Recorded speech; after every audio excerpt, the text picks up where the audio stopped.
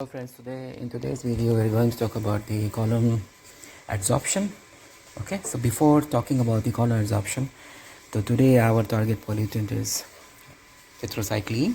Okay, so first of all we will measure the concentration of tetracycline using the UV visible spectrophotometer. So the target pollutant concentration is around 20 ppm. So friends, in today's video we are going to talk about column adsorption. So we saw that we will be testing the adsorption of tetracycline onto the column here. So let's talk first about the column. So this is my adsorption column.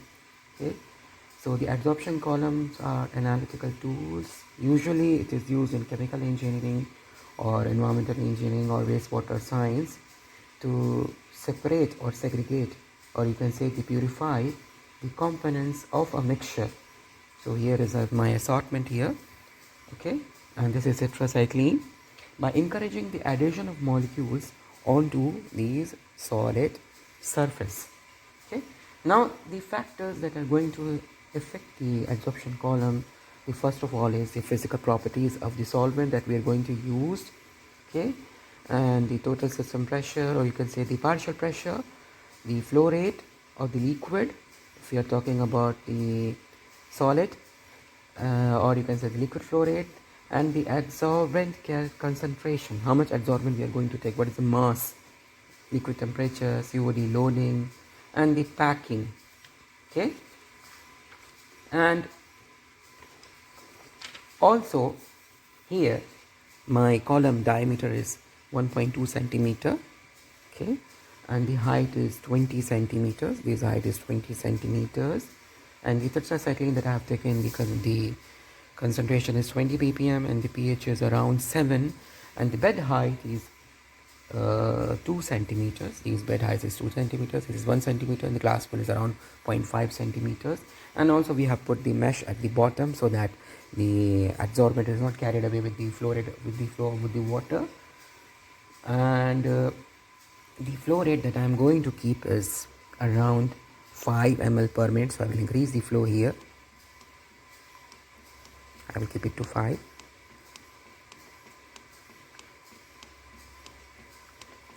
And also in my previous videos you saw how about the working of the pump, which is peristaltic pump.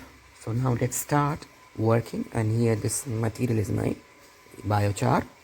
Now we will start.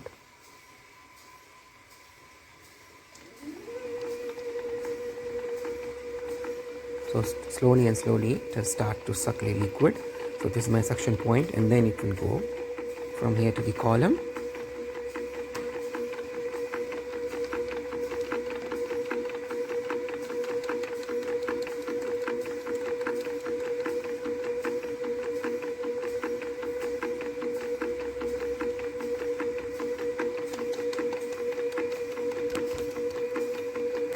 Now we will take the sample for every 5 minutes. So after 5 minutes from now we will take out the sample and then measure its concentration. And for the first few minutes we will be running this for 5. Okay, so we will be running basically for 5 minutes, 5 ml per minute only. I have taken the first sample after 5 minutes. So this is my adsorbed sample. Now let us check the concentration of this. Initially it was 20 ppm. Now let us measure the concentration of this. So this is around 1.65. So it has dropped to a very significant level. Now for the second sample is almost same. I'm going to take the third sample. For the third sample, the concentration has a bit increased. Fourth sample. Now for the fourth sample, you can see the concentration is also showing a bit higher from the first two. Now we will take the fifth sample. For the fifth sample, the concentration has also a bit increased. Now I will take the next sample. So for this sample it's showing around 4.14. For the next sample,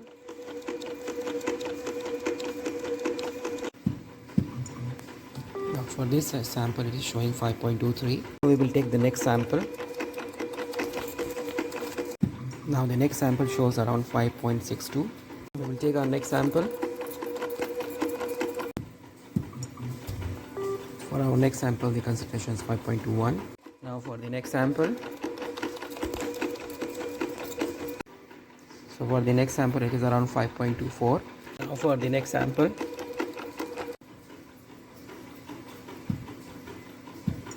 Now the concentration is 5.23. Again the next sample. Now guys, this is still the system is running. They are collecting samples. So today's video you can see that, I mean, this is our treated sample and this is our untreated sample. So you can see the color difference. Okay. Here we collected around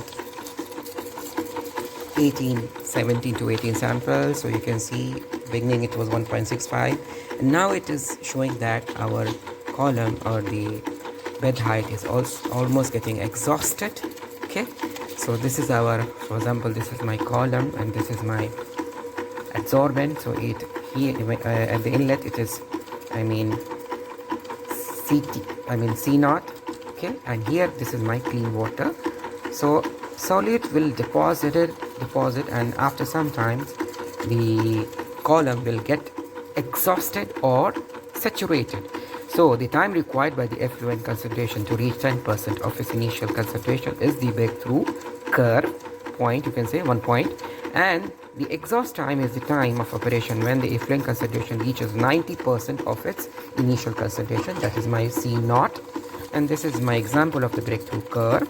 So here the time and here the CT by C naught, and here this is my breakthrough curve, and this is where the concentration will start to increase and here it is decreasing. And then usually breakthrough curve is used in column adsorption, and this is a plot between CT by C naught versus the time, and it is operated from column and it shows the dynamic response of the adsorbent. And usually the type of the curve that we get from the column adsorption is S type. Okay, in our near future we will see the type, how to draw the breakthrough curve and the modeling that is basically used in the column adsorption. As we saw earlier in the batch adsorption, what type of, the models we can use to do first order, second order, or linear, non-linear. So we will see in this case also.